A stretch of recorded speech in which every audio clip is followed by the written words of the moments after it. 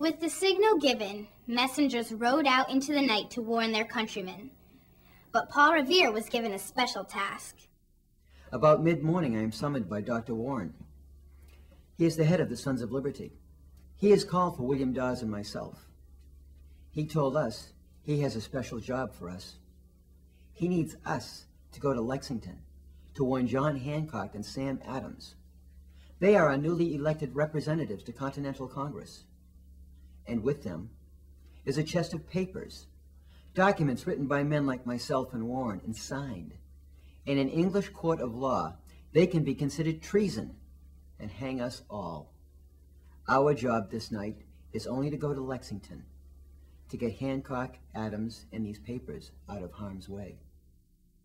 I arrived in Lexington an hour later. We covered 16 miles in an hour's time. When I rode up to the Clark House, hollering as I arrived, Sergeant Monroe of the Lexington Militia was standing guard out front. "Shh! Quiet! Don't make any noise! They've gone to bed for the night. Don't wish to be disturbed." Said, "Noise? You'll have noise enough before morning. The regulars are out." I never said the British were coming. We were all British and proud of it. Monroe realized the danger and woke up Hancock and Adams. Dawes arrived about 15 minutes later.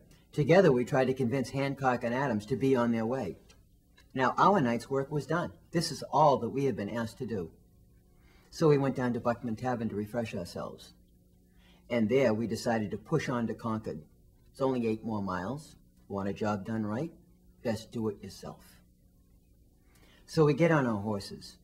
And as we start out of Lexington, for the first time, we stop at the houses that we pass to warn the inhabitants. As we are doing this, another rider comes by. His name is Dr. Samuel Prescott. He identifies himself as a Son of Liberty through the use of one of these medallions that I had made up for all of us. Asked what we were about, and we told him. He told us some of the houses this way were still loyalist. Should we knock on the wrong door to the middle of the night, we might be shot. So he comes with us.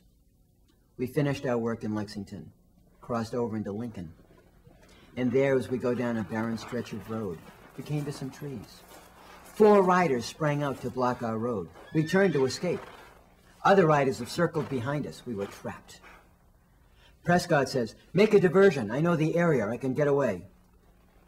Now, my horse had been used badly this night. She had no run left in her. So I reared my horse up and turned her in a bit of a circle.